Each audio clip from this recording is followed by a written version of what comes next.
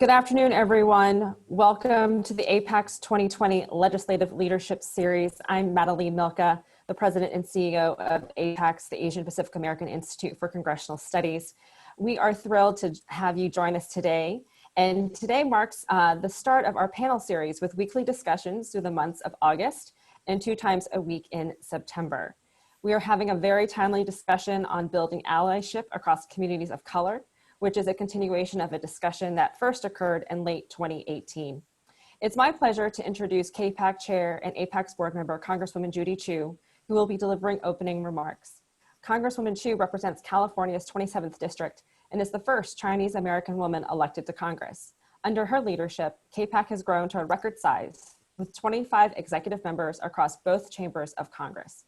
Congresswoman Chu is a tireless advocate and champion for the AAPI community, and we are excited to have her join us this afternoon. Please welcome Congresswoman Judy Chu.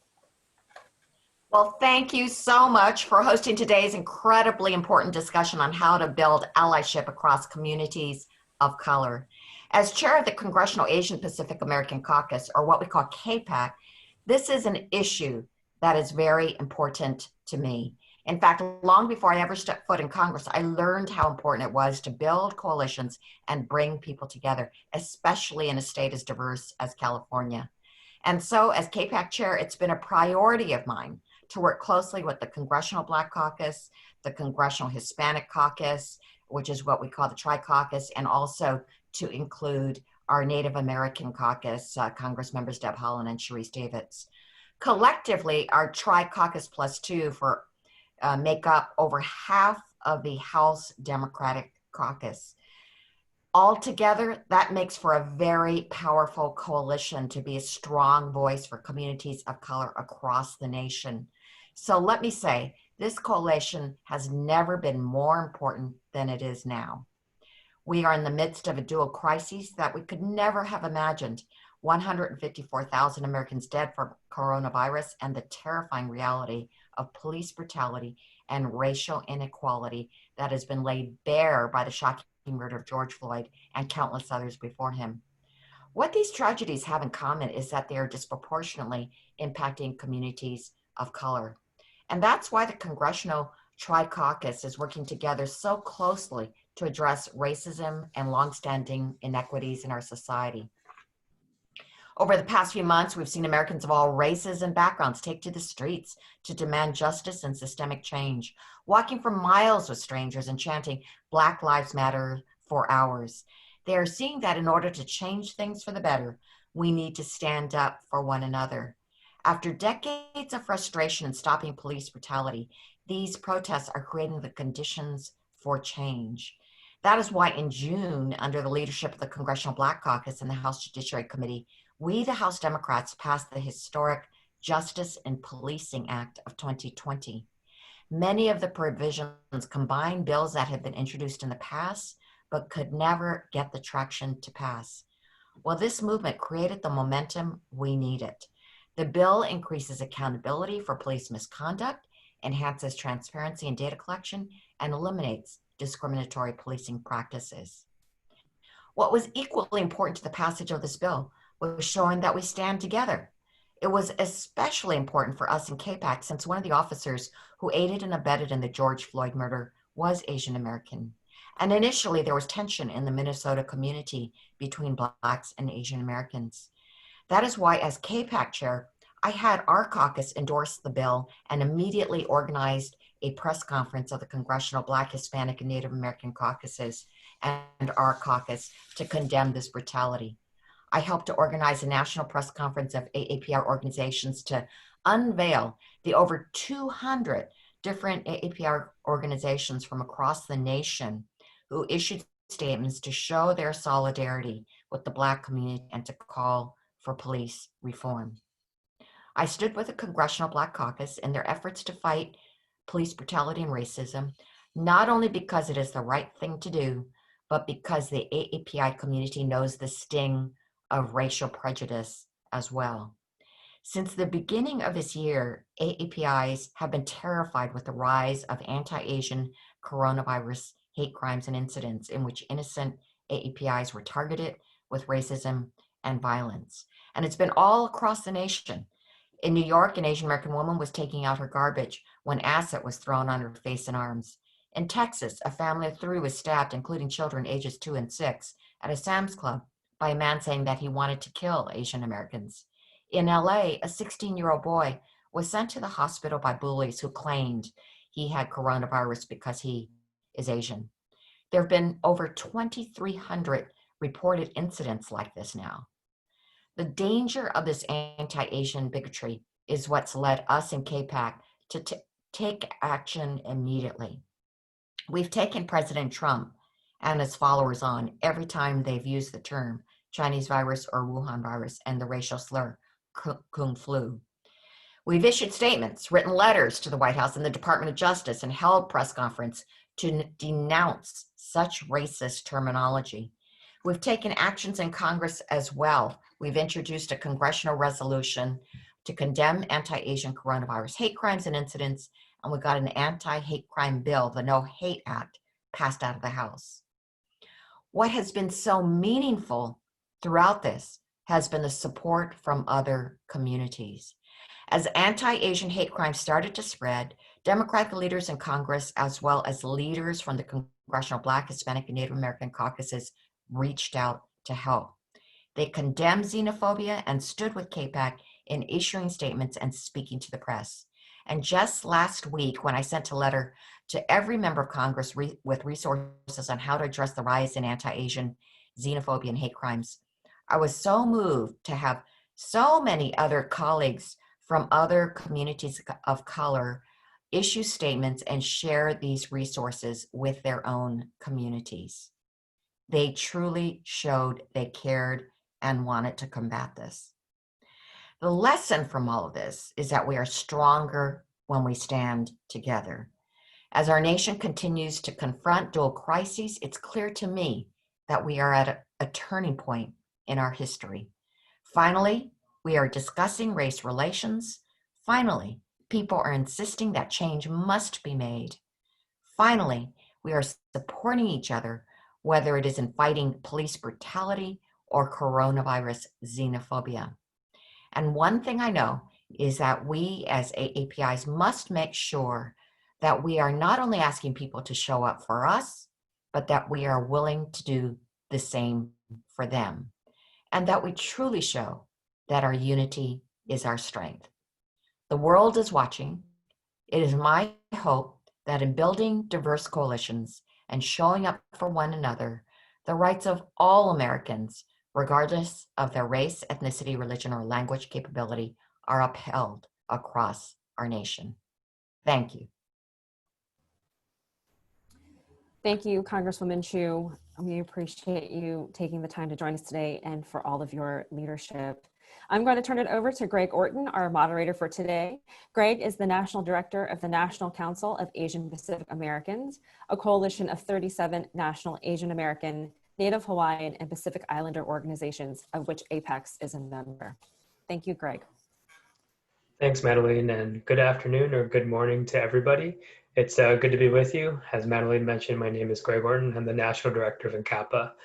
Madeline earlier also mentioned that it was almost 2 years ago when this very group got together and talked about what racial solidarity meant in 2018 after an election, after some changes happened.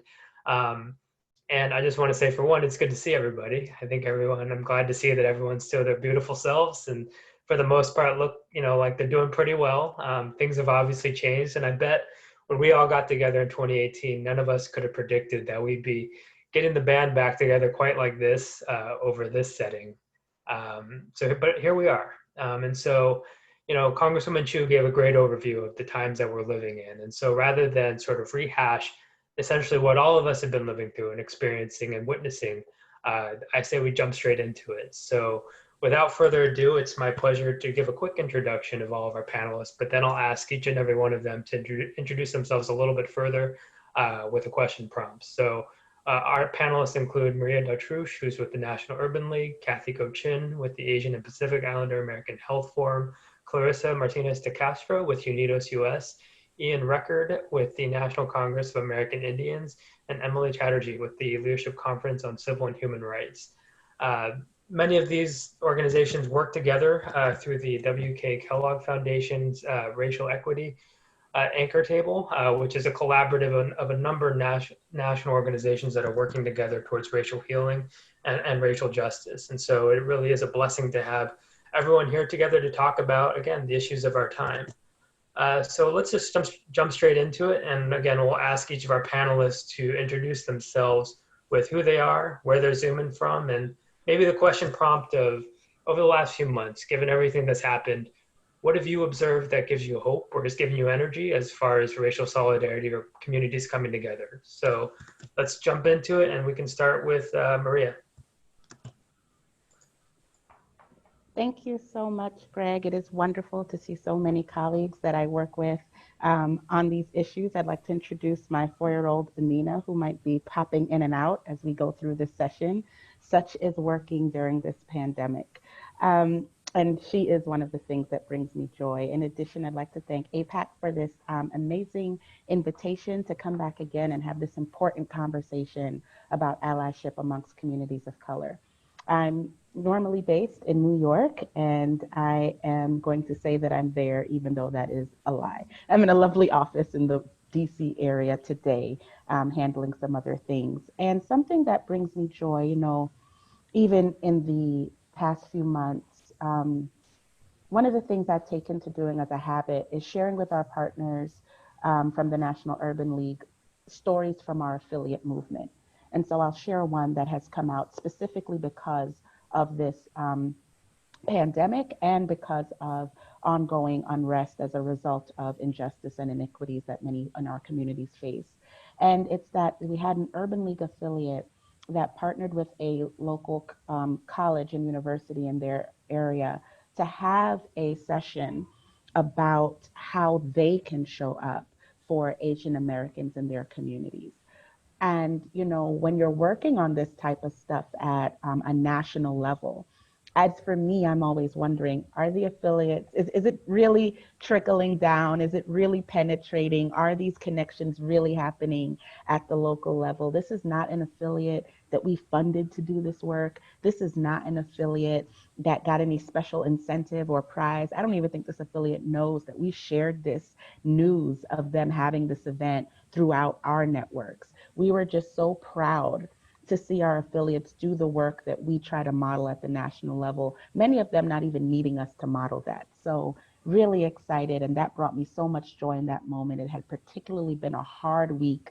I remember when that happened, it was right before George Floyd was that news bubbled up for us that man had been stolen from us and murdered.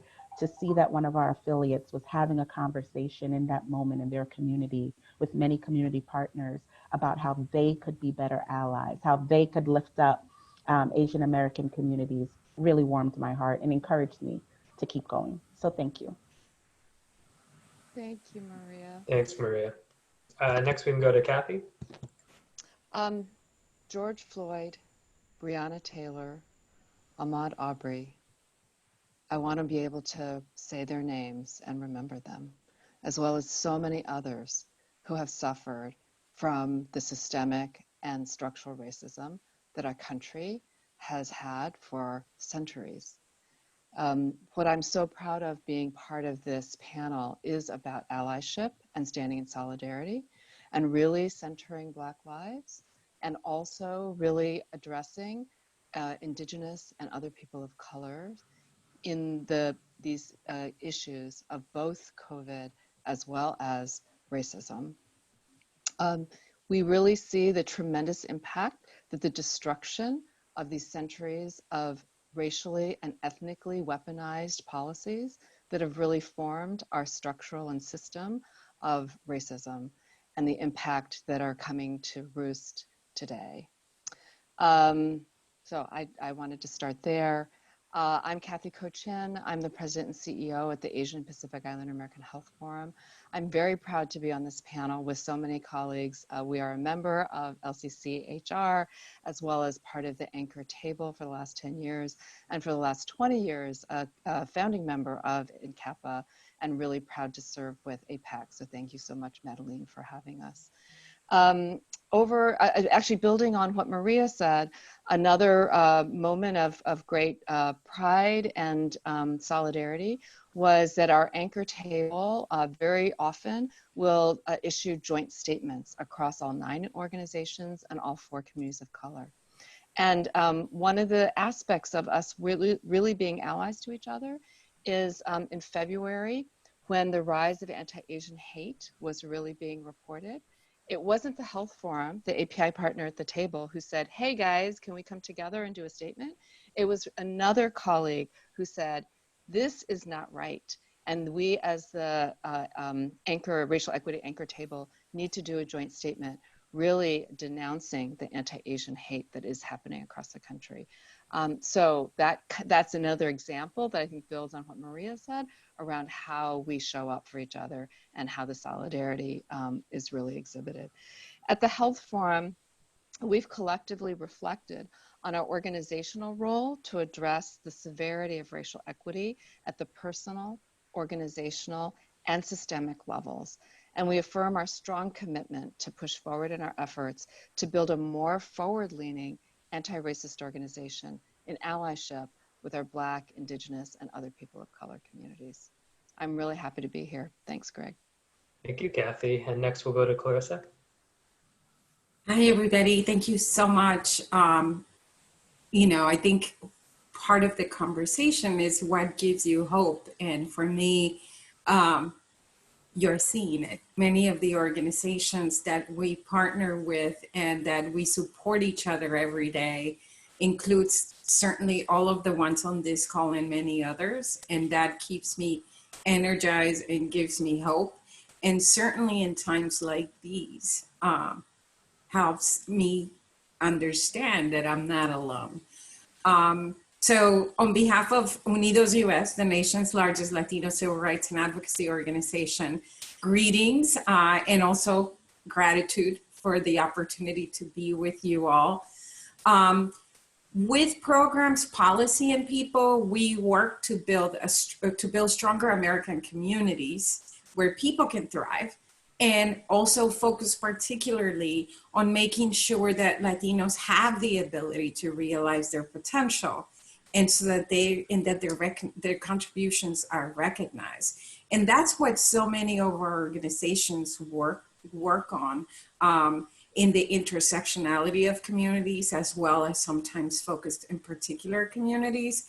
So for us in this moment, and for America's Latino community, I think that we could summarize it in a phrase many of you have probably heard by now. Tu lucha es mi lucha. Your fight is my fight.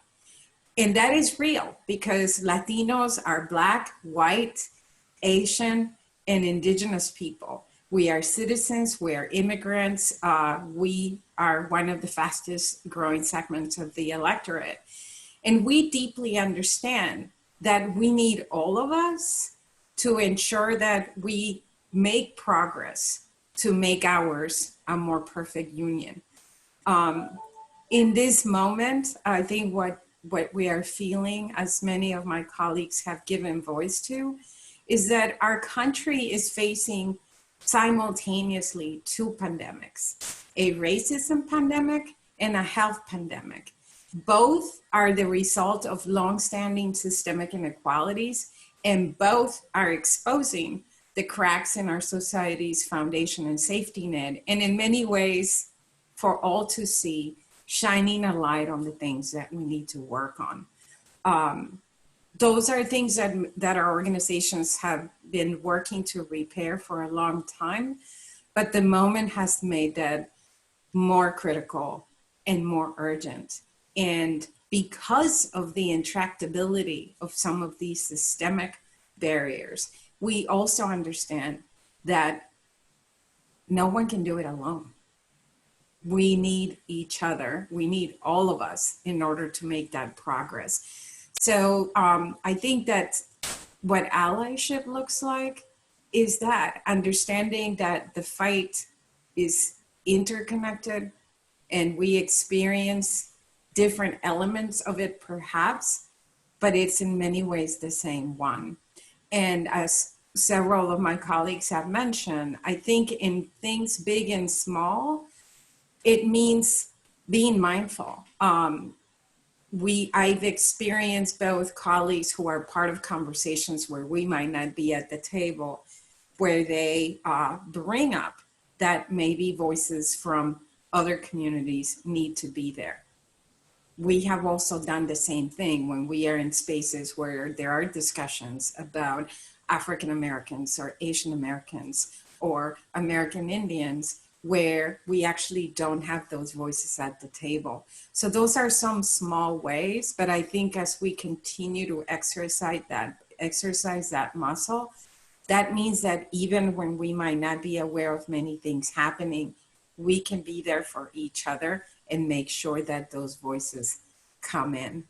And that is true, not only Zooming from DC as you find me today, but through our network of community-based organizations across the country. That I think part of the work of the anchor groups is to not only ensure that we grow within our own organizations our understanding of each other among all of the different communities, but also that we connect our networks at the state and local levels.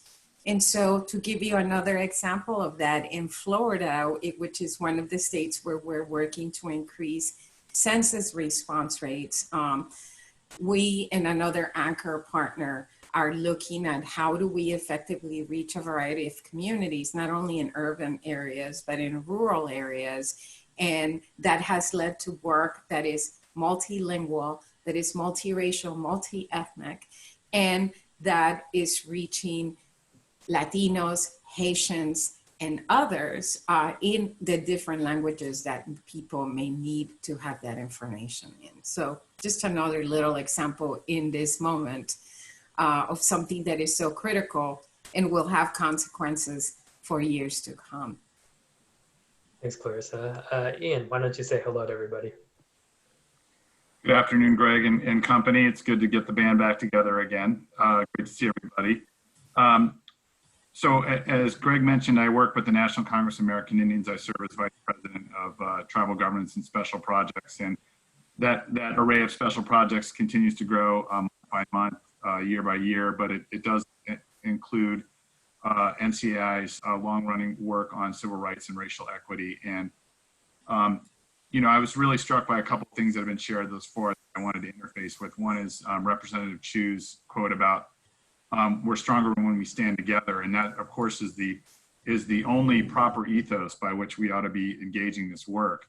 But the challenge then becomes how do you actually fashion that into effective practice, and how do you sustain that practice? And so we've spent, as part of the Kellogg Foundation Racial Equity Anchor table, we've spent significant time, energy, thought, and investment in creating that table of equity, being very thoughtful and strategic about how we build trust across our communities and across our organizations, and also how we learn from one another, and how we learn that the various challenges that our communities face, while they may look different here and there, they're at a foundational level very, very similar. They're very common, and they all flow from systemic policies that are meant to drive inequity that impact all of our communities in various ways. And so through this process, what we've been able to do is really understand what it means to have each other's backs, right? It's one thing to say that, it's quite another thing to do it, because you have to know how, you have to know why, you have to know when, and you have to know who you need to deploy in terms of having each other's backs. You know, it's really interesting how these dual forces of COVID and the movement for criminal justice reform in the wake of George Floyd and Breonna Taylor and so many others, African American, Native American, and other folks from across communities of color, how that has really galvanized our ability and our commitment to working together, and how it's really woken up those who have resources to allocate to the effort to really pitch in and understand that the time is now. you know, I'll finish with one example that I know my colleagues love to tell. But as many of you know, just about a month ago now, the Washington football team mentioned that they were going to be finally, after decades of us fighting and our colleagues from other communities fighting alongside us, are finally going to do away with their racial slur name and mascot. And you know, many may look at that, many casual observers may look at that and say, well, this is just a knee-jerk reaction to George Floyd, for example.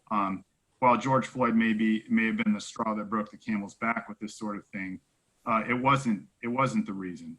This was really the result of decades of work, of decades of collaborative work across our communities to fight against these symbols of misrepresentation and dehumanization, and really education of the corporate world, of the academic world, of the general public about why these things are harmful and why they lead to bad policy, most importantly.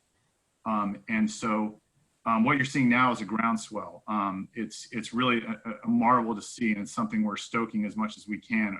Schools across the country, largely led by students, and among those student populations, many white students, recognizing that these symbols are harmful, they have no place in a place of learning, and it's time to change them. And what was really interesting, in more than one of these, I've seen local chapters, local branches, local affiliates of organizations that represent other communities of color weighing in without our direction, just doing it because they understand the value of it. And so this to me is a byproduct, and it's something we have to seize. This is a moment we have to seize, because we have the attention of average Americans probably like we'll never have again, because you have a lot of people sitting at home with very few distractions. They're really focused on these issues, and we've got to keep them focused and show them what action looks like. Thanks, Ian. And next we'll go to Emily. Thanks, Greg. Thanks so much for having me. Thanks to Apex, to Madeline, and also to Representative Chu for her great remarks at the beginning. And thanks to everyone for being here. Glad to be on the panel with you. So I'm Emily Chatterjee. I'm with the Leadership Conference on Civil and Human Rights. We are a coalition of more than 220 national organizations, and our charge is to build an America as good as its ideals. And we are proud that every single organization represented on this panel is a member of the Leadership Conference. So we're among family. So when we were founded 70 years ago, we were founded as a multiracial coalition. That is actually how we do things. And that is our theory of change, I suppose you could say. And that we also believe that the only way to actually achieve any kind of meaningful progress for the communities that we represent is by working through coalition. So Greg, I think you had asked, and I really loved in particular Maria's really inspiring story and Kathy's inspiring story. And so I want to be hopeful for everyone who's on this call to talk about something that has really represented allyship in this moment, because it is, you know, I know Representative Chu is right in her remarks, and we are in really extraordinary times. And the things that the communities that we represent are facing are tremendous. The hardship, not only are people of color disproportionately dying and getting sick, they are also disproportionately represented in the essential workers in the low-wage workforce. And so there too, they are not only, they may not have the ability to work from home, so they are out working and may not have protections, and also, you know, are disproportionately represented in the tens of millions of people who are unemployed in this country right now. So I just want to say that, and I know we will talk more about that and how we work in allyship to help all of those people together. But I just want to say two things that I think are hopeful. So, you know, when George Floyd was murdered, as folks have noted, this was, you know, a spark. There are Black men and women and other people of color who've been killed by police for years and years and years. And this was a moment where more people actually woke up to what was going on.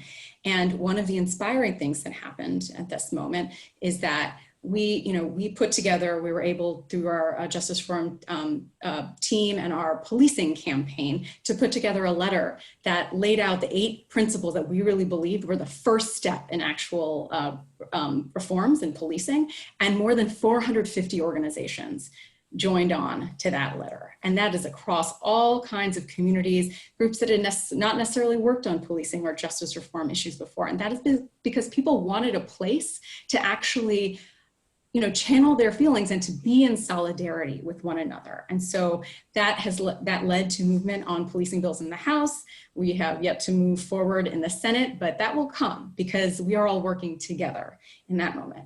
And the last thing I just want to say is, you know, a few weekends ago, we lost both C.T. Vivian and Mr. Lewis.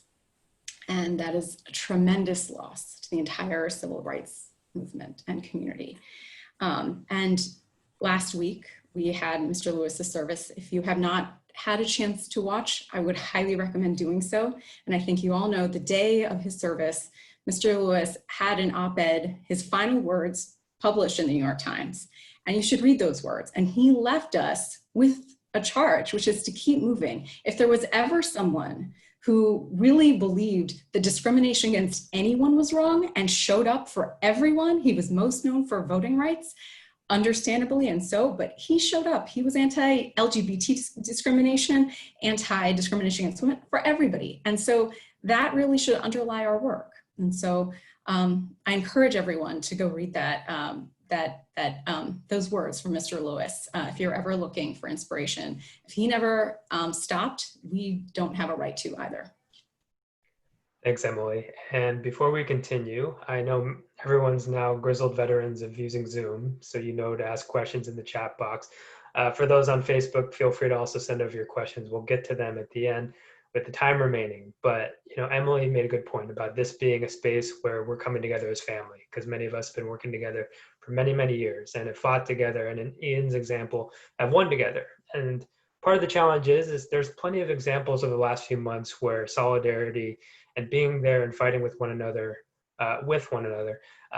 has led to great results. But it also, I think all of us would agree that there still remains a lot of work to be done to build true allyship. And so, you know, as family, let's get real and sit uncomfortably even with some of the questions that we still face when it comes to really building a multiracial, equal movement towards racial justice. So I'll start with Ian.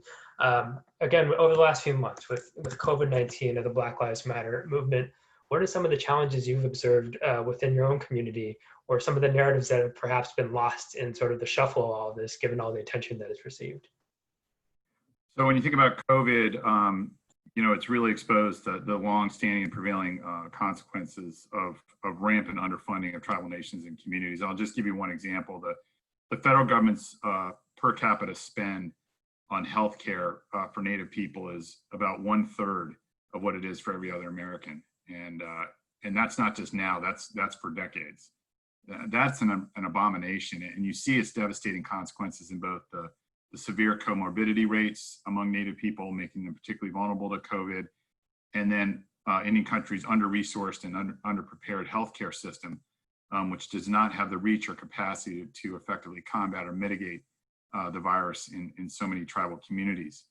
You know, National Congress of American Indians, we had to fight tooth and nail to make sure that tribal governments got the relief funding they needed and deserve in the CARES Act.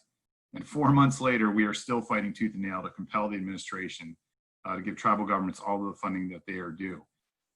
You know, the pandemic has really clobbered tribes economically, in large part because of that inadequate funding from the federal government, funding that they're due based upon the federal government's trust responsibility to tribes and the nearly 400 treaties that tribes signed, you know, with the United States government.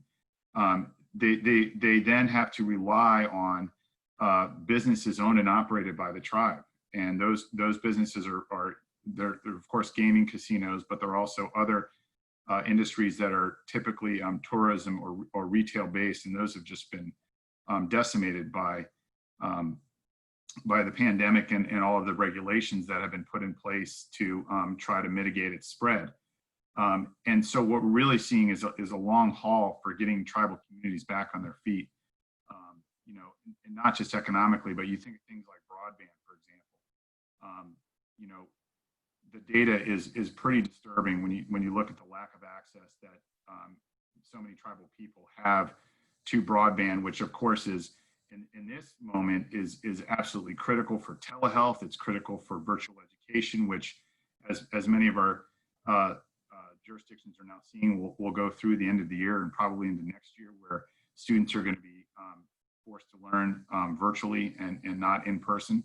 But in any country, you have 41% of tribal lands, 68% of rural tribal lands do not have access to broadband, and that's compared to the national average of 10%.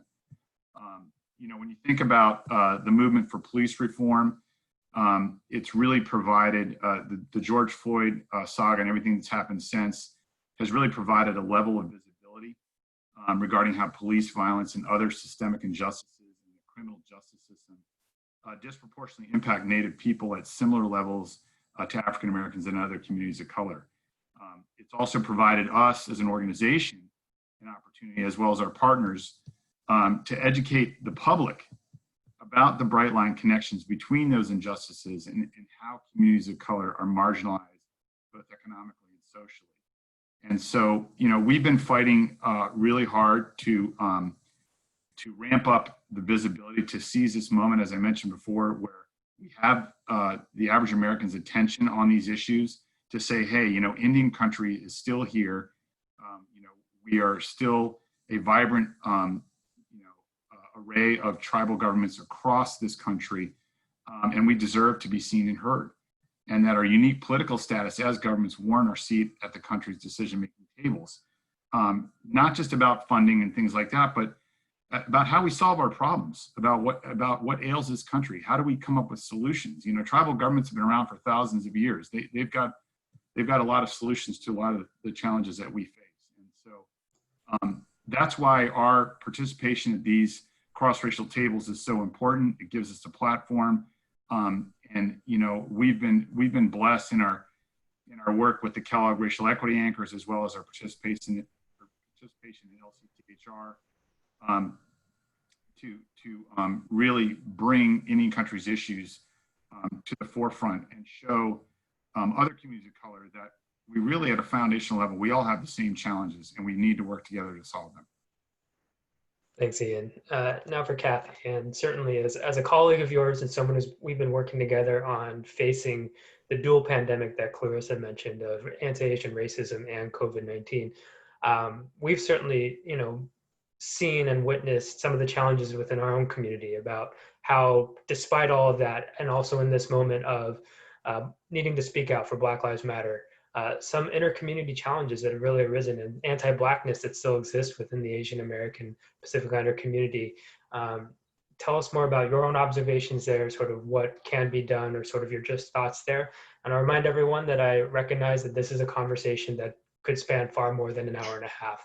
But so Kathy, we'll ask you to condense your hour-long remarks into a few minutes, and then we can keep it moving. Thank you. Greg, you know me well enough. That's going to be really hard, but I will try. Yeah, I mean, the issue of anti-Blackness within Asian American and Pacific Islander community is a very deep issue. We don't have enough time to go into that today. And at the same time, it is something that we all need to really take up in terms of our families, our workplaces, and certainly our partnerships, and really look at it in the bald light of day, and really address it, of course, in a loving and supportive way in terms of really changing hearts and minds, but really addressing anti-Blackness. It certainly is existent in AA and NHPI communities, no question. So one thing to keep top of mind, certainly this is how we approach our work at the Health Forum, is that Black lives, racial disparities, and COVID-19 are all actually really interconnected. That we're literally losing the lives of Black, Indigenous, and other people of color because of racism, because throughout our structures and systems, particularly in the healthcare system, as Ian has talked about, and all of our communities of color have experienced and continue to experience, racism is really the barrier to getting the kind of care and attention that everyone really needs to address the COVID situation. As a health care organization, health policy organization, We know that COVID-19 has revealed and exacerbated the inequities in our countries. And in particular, for our Native Hawaiian and Pacific Islander brothers and sisters, this is a narrative that is missing in the conversation.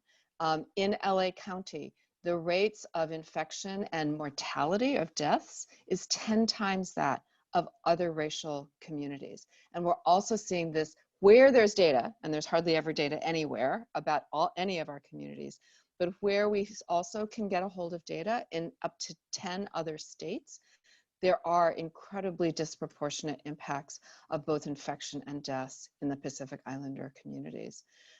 3 times and even more, up to 10 times that the rate of other communities. So these narratives are really, really critical narratives that, while at the same time we really address the needs in Black and Indigenous communities, we also have to attend to our communities as well. The Health Forum has a network of about 100 community-based organizations in 35 states and across the Pacific. So in March and April, we reached out and did a needs assessment. And 45 community partners responded. And I just wanted to, as we're talking about narratives that we need to lift up about all of our communities, I just want to lift up some of the results of this. So 9 out of 10 of these 45 organizations needed in-language and culturally appropriate resources for their work, especially in limited English proficient communities with clients who are low income and immigrant. 3/4 of the organizations needed funding to avoid cuts in either programming or staffing. 4/5 of the organizations reported that their communities were needing assistance in enrolling in unemployment benefits and other kinds of benefits. Again, because of language access barriers, but also just navigating the systems.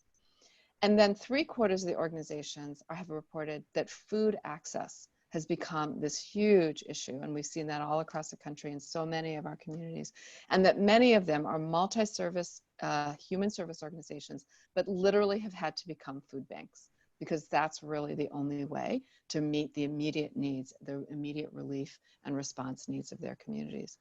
So I think these are just some examples of the kinds of things that are hidden from like mainstream media or hidden from the mainstream awareness about what is happening all across the country.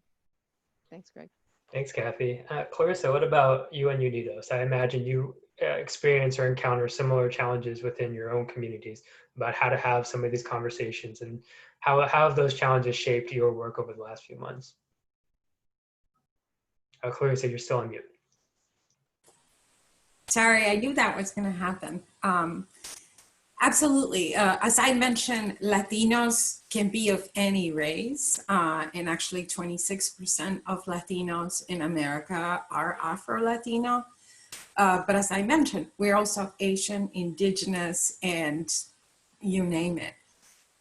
And as often happens, if you think of the Latino community as a microcosm, you tend to reflect the circumstances of the universe around you. And so what I mean by that is that we are not immune to ourselves have racism or see discrimination within our own community.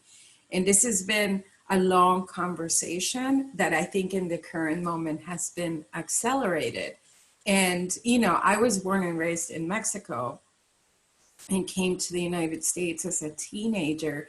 And when you kind of step away from an environment that, you know, is so familiar, you don't notice certain things anymore, you realize how colorism and discrimination against Indigenous people, it's almost completely woven into the parlance or the way that people talk and behave.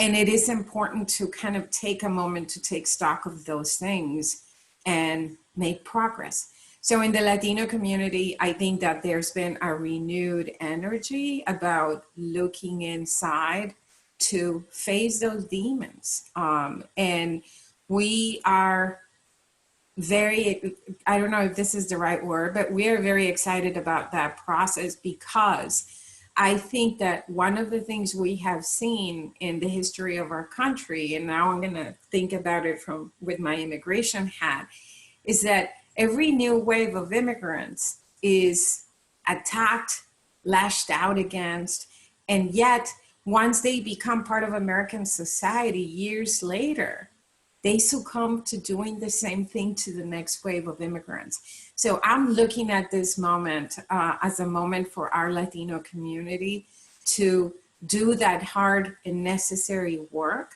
so that we can be better equipped to be partners in leading this nation in the full understanding of one of its greater superpowers, which is our diversity, the diversity of our people. So certainly those conversations are happening. I think my organization has been part of putting them out in the open to also create this space and foster others for coming into those conversations.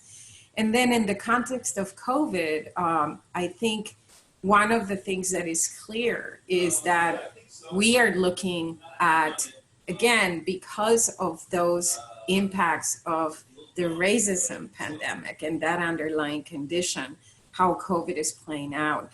So in terms of the challenges on that, as Kathy mentioned, one of the very first ones was that many of our organizations have to actually step in to create and disseminate information on how communities could take care of themselves because they were not receiving that information or it wasn't available.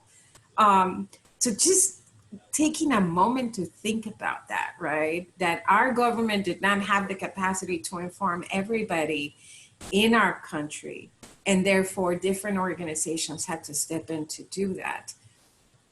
Then related to that, the other challenge was ensuring that policymakers, decision makers saw and understood the disproportionate impact that was happening in these communities. And again, to understand why.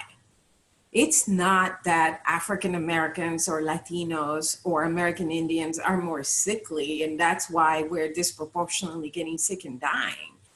It's a conflation of a number of things, not the least of which is that we are in the front lines overrepresented there as essential workers with a higher probability of getting infected as a result of doing that because our communities, most of us don't have the ability of working from home. And so to try to make sure that people understood that, and for example, partnering with Color of Change to try to bring data to the forefront on what was the experience of African American and Latino businesses who were not being able to access all this support that people were talking about. And the continued challenge is that the relief we have seen coming out of the federal government to now has not yet used an equity lens or even looking at who's getting more disproportionately impacted and how do we proportionally respond to that hurt. So that continues, and I'm sure we'll talk about one of the things we can all do is pressure Congress to make sure that they pass that equitable type of relief in something like the HEROES Act, which they've been sitting on forever. So those are some of the challenges, and that's how they also intersect and come together. Thank you. Now, Maria, coming from the Urban League, one of the longest serving civil rights organizations serving the Black community, having heard from all your colleagues and the myriad of ways in which we are all struggling in our own ways with our own communities to face the challenges of the day, but also what it means to really meaningfully show up for the Black community in this moment. Give us your perspective on all this. And also let's weave in one of the questions from the audience. More than just talking about solidarity, can you give us an example of what meaningful work actually could look like? Yeah, I will try to do all those things. That's a tall order, Greg, but I'm going to do what I can, representing a 110-year-old civil rights organization this year, historic and legacy civil rights organization, that, of course, even in our own history, is a response to the domestic terrorism that Black people in the South face that forced them to leave their homes, in many cases leave their families, and seek not only economic opportunity, but also safe haven in what they thought would be more welcoming northern cities. right? That is also a part of the Urban League's history that we do not lift up as much, but is reality. If you look at the history, we were founded in 1910 and align with what is a response to the Great Migration. So having that history and also knowing that today, the Urban League serves anybody that walks into one of our doors, even though we have this rich history of serving African Americans. We ourselves, not necessarily as an organization, being a part of the organization always gets me invited to panels like this, and then I show up and I'm like, on behalf of myself. But I think it's important to say that one of the dangers, someone put in the chat, Ben de Guzman, sharing cautionary tales. I think a caution for everyone is to be centered yourself in the work you are doing in these spaces, and being honest about what you know, what you don't know, what you have presumed, and what you have yet to learn about the groups that you are hoping to stand in solidarity with. So, there's nothing necessarily in the name I came into this world with, Maria Smith, and the way I speak, that would lead you to believe that I am not an African American. But like so many folks who might be watching, and like Clarissa, who was just speaking, I have a very strong immigrant story. And some of the first discrimination I faced in my little bubble community was from African Americans. And so there's a lot of intergroup work to do, intra-group work to do. There's a lot of caucusing that happens before we show up in coalition. And that's ongoing work. There's no end date. The most important date is your start date, right? And another thing that I believe I saw, again, from this amazing chat from Ben de Guzman, is about the potential power of multiracial coalition. And we are attracted to that power because we know we face similar and similarly sourced and manifested challenges because of the deeply entrenched ways in which structural racism, institutional racism show up in our lives, how we've internalized that to be our own issues and baggage that we have to unpack and let go of. And so my thing on that is, with this potential power comes great responsibility to agree on what our purpose will be together, and to prepare ourselves personally first, and then our organizations or our communities or even our families for what these pitfalls will be, right? The way our brains are wired is we're constantly looking for rewards and avoiding dangers. That's just what we're wired to do. We're wired to survive. What will I do that will help me do more by staying alive? And what should I not do because that puts me in danger, right? So that's a basic neurological reality. So if you see a group of young Black men walking toward you on a street around dusk, what does your brain do? Do you grab something close? Does your body clench and tense? Do you consider crossing the street? You've got to learn to check yourself. I think someone mentioned mindfulness. And that's an important part of being in this work.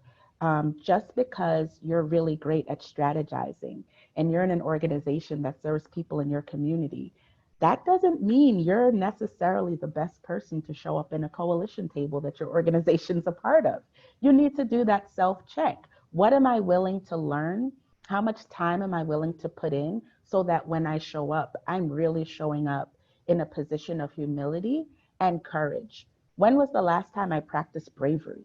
Like, you just ask yourself these questions, right? These are not specifically difficult things to do. Ask yourself a question a day, but these are the practices of being a good person. These are the practices of being a good person in the company and community of other people.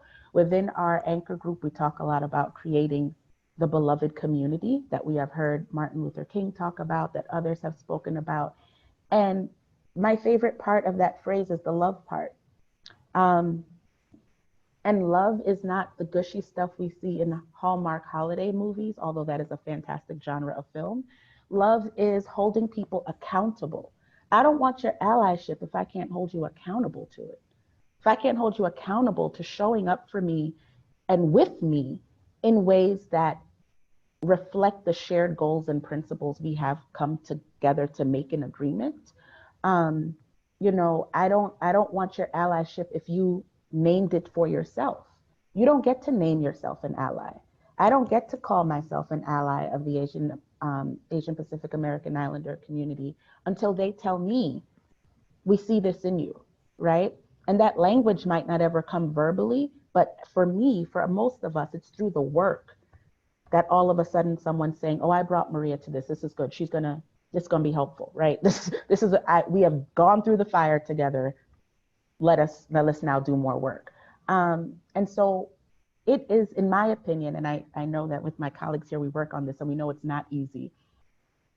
Picking the policy that's most equitable of all the policy options on the table, not as hard as actually being in relationship with the people you have to push that work through.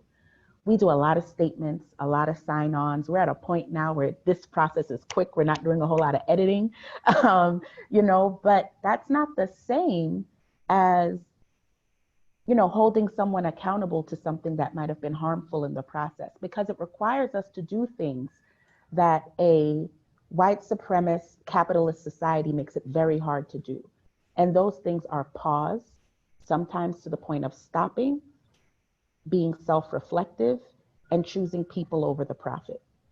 These things are hard to do given the things we're facing. And we have to just name, at least for me, to just name, this is hard, not because these are difficult things to do, but the environment in which I function in which we all function in, is fueled by white supremacy and capitalism and patriarchy. And these things make it very difficult to show up and be human with someone, because the harm will happen. And so when I say prepare for the pitfalls, what are your resiliency techniques for when someone harms you? And what practices of restorative justice exist in your space? How do you heal together? How do you make space for people to heal alone if they need to in a process? Like, these are not the things that necessarily are hot and sexy on a funding proposal. And oftentimes when you give the proposal in and the funder says, whoa, that's a lot of money, these are the things you kind of start saying you can wiggle out. But these are the critical elements to success in this work. These are the things you have to be committed to when it's hard, when it's unfunded, when you have to stop doing other things that might get you quick rewards quicker. These are the things that will make the wiring of your brain more useful to you because it has built up your heart and your soul, right? And I don't think we get the luxury really of spending enough time in that space personally, because our jobs matter, because we have these people we have to support, we have to eat, we have to clothe ourselves, we want housing. So while we're fighting for all these things, there is still this very important centering, grounding work of what am I bringing to this fight? Because it's a fight. It's a fight. We are in a battle. This is a war against evil. I don't know how else to say it. And I don't know how else, I don't see a need to tone it down. We are fighting evil and we are choosing to fight it together, which is a layer of work in the trenches, right? So while you might naturally be aligned or wired to when the bullets start flying in your direction, is your initial response cover myself, or is it cover the person next to me because I can trust this person's got my back? And this is how we got to start fighting. We're doing too much of this. We're doing too much of the protect myself, hunker down. And that's natural. But I'm asking everyone who wants to be a part of this type of work to be supernatural, to do the divine, to be love in public, which is justice, right? Because no justice, no peace.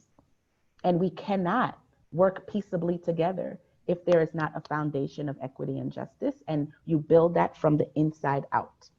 And I want to just say one last thing before I leave.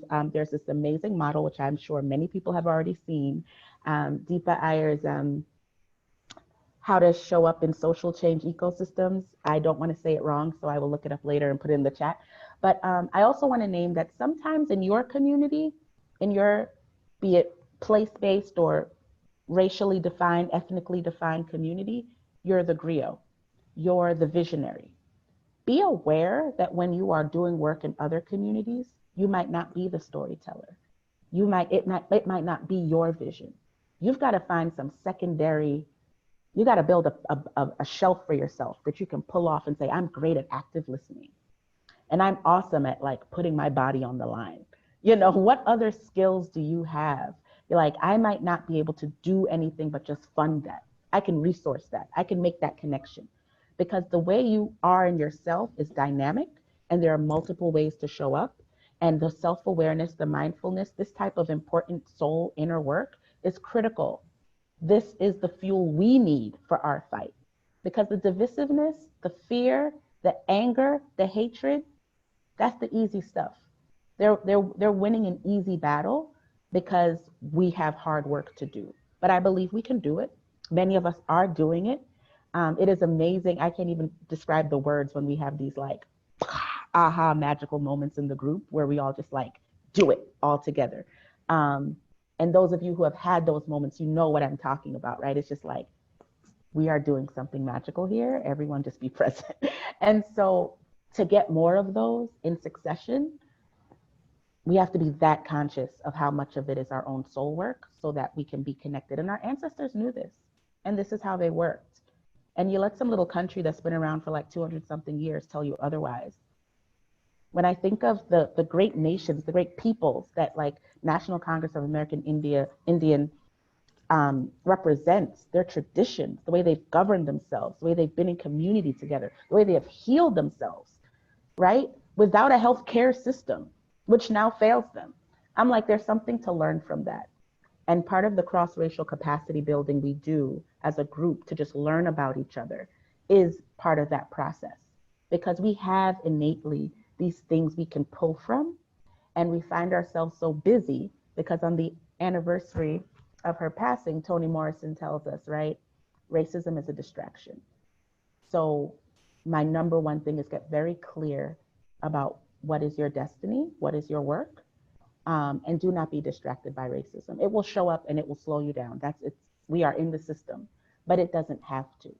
And you can call it out and you can stop and you can do something else. You can speak up for someone else. You can pass someone else the mic. You can advocate for something that might not immediately look like it's for you, but you know deep down, all of us will benefit, including the haters when this happens. And so I think that's it for me. Thanks, Maria. And always a pleasure to hear you get going. I feel like our Zoom bingo is doing pretty well. We've had someone forget to unmute themselves, and we've had a few drop the mic moments, so it's been nice. But talking about what you said as far as getting ready for the fight, knowing that the work continues, let's talk about that. What is the work that we have to look ahead to? We know that in November, regardless of the outcome, we're going to have a lot of feelings one way or the other. So Emily, again, from your unique position with the Leadership Conference, give us your thoughts as to what the work looks like preparing for that, and then also potentially drawing from experience from past election cycles. What is the work that we have to look forward to next year? Sure. Maria, that was pretty amazing. I appreciate that, all of it. So first we have to get to November. And one of the most important things, in addition to dealing with all of the impacts of COVID-19 that we have talked about, is actually ensuring that we can have fair and safe election. And so I know so many groups are working to ensure that we get adequate funding so we can do so. So we are pushing for $3.6 billion in addition to make sure that local officials can actually have those elections. That is in the HEROES Act. It is a major priority for the civil and human rights community. We want to make sure that everyone who wants to actually wants to vote by mail or absentee is able to do so, and everyone who wants to vote in person can do so in a safe manner. Everyone comes to voting with different needs, and we want to make sure that people with disabilities are able to cast their ballot and have accessibility, that the Native American community has accessibility because there are issues there, and that not everyone trusts absentee ballots or vote by mail. They want to vote in person, and they should be able to do so without risking their own lives and risking the lives of poll workers. So that is really, really important. And I hope that everyone joins in that effort if they are not already doing so. The voices of all of the people that we represent, everyone in this country who's eligible to vote should be able to cast their ballot. So that's first. And I will just say, you know, as hard as this year is, as hard as the past few years have been, I think one of the silver linings has really been that there has been more allyship and that there has been more solidarity across communities, across organizations working on different issues, understanding how they all really are interconnected.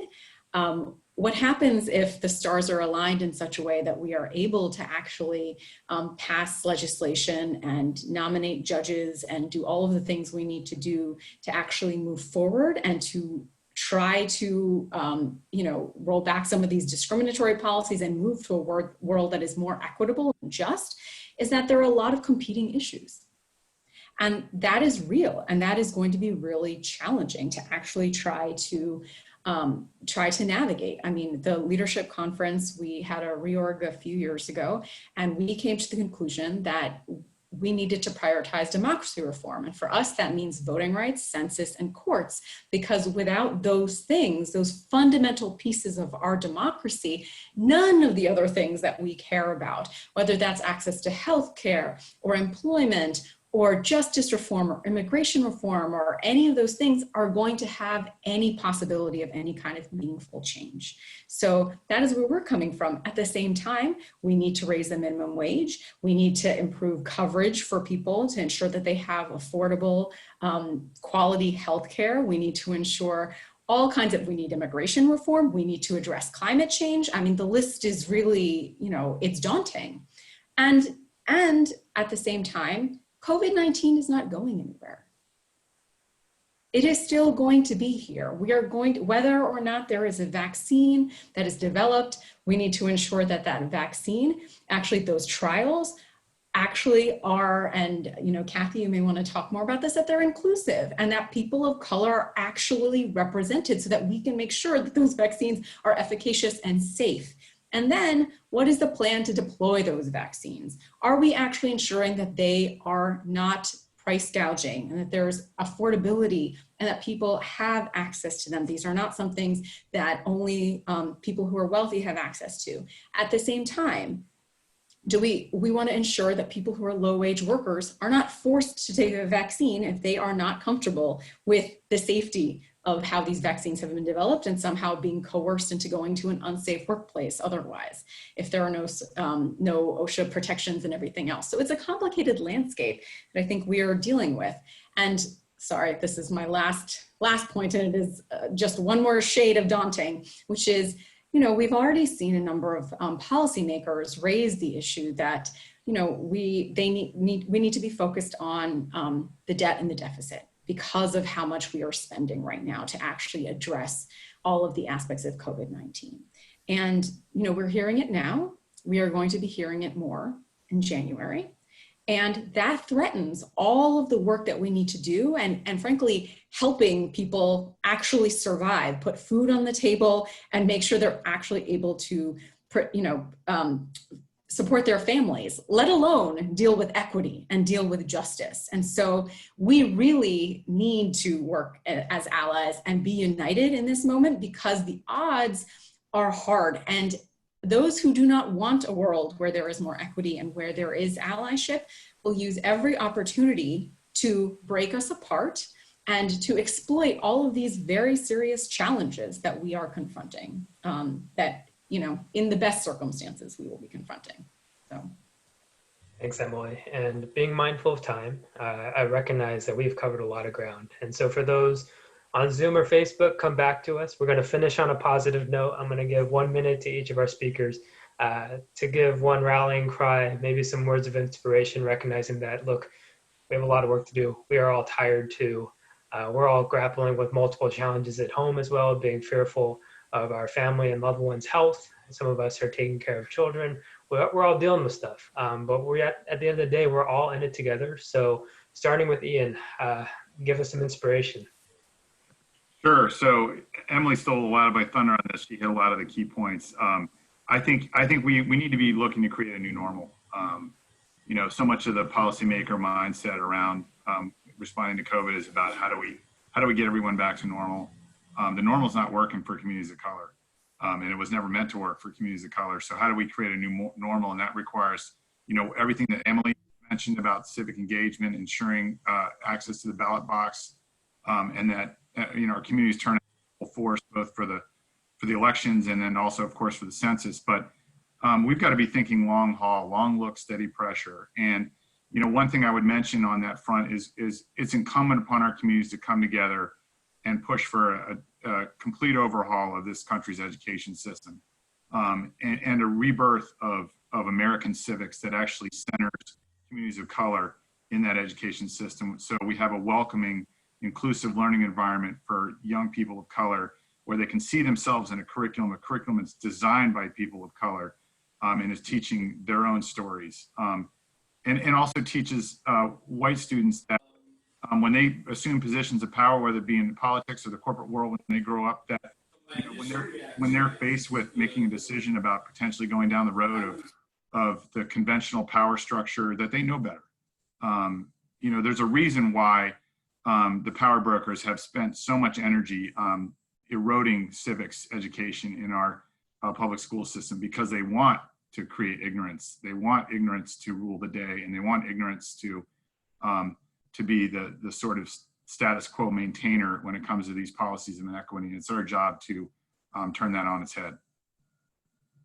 Thanks, Ian. And Kathy. So the last trip that I took was the very first week of March, and on March 1st, Sunday, March 1st, it was the 55th anniversary of Bloody Sunday. And I was there to cross the Edmund Pettus Bridge with like thousands of other people. This is before we knew COVID was really on us. And I really do hope that it gets renamed to remember John Lewis. And, as Emily said, one of the things that Mr. Lewis was so dedicated to was the vision of a beloved community. And what I am very proud of and continue to take a great deal of hope from is the coalition work that we do with LCCR, that we do with NCAPA, and in particular that we do with the Racial Equity Anchor table, because we are really committed to this concept of an inclusive society and the beloved community.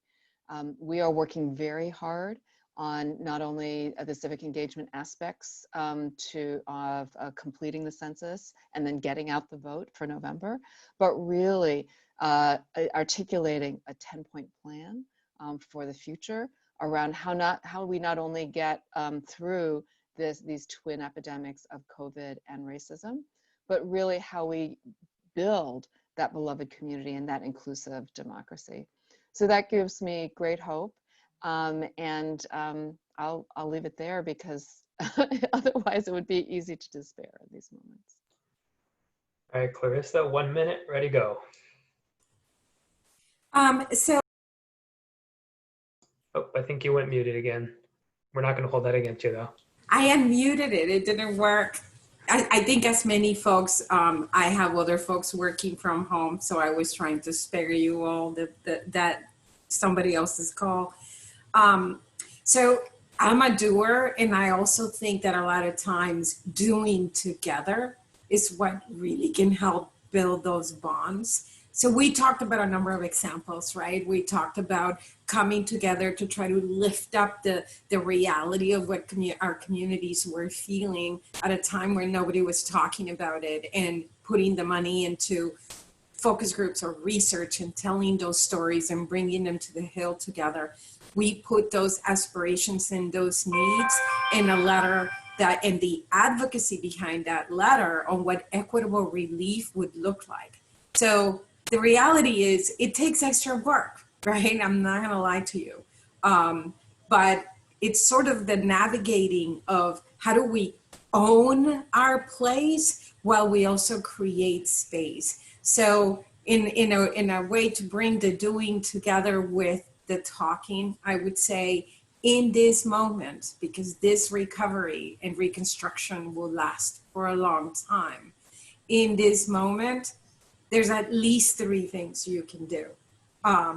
Make sure that if people haven't, they respond to the census. Our communities' response rates are very low, and we cannot be made invisible. If you need cross-racial, cross-ethnic tools, go to makemyfamilycount.org. That's one of the ways of collaborating, is creating ready-made tools that many of us can use that may not have that bandwidth.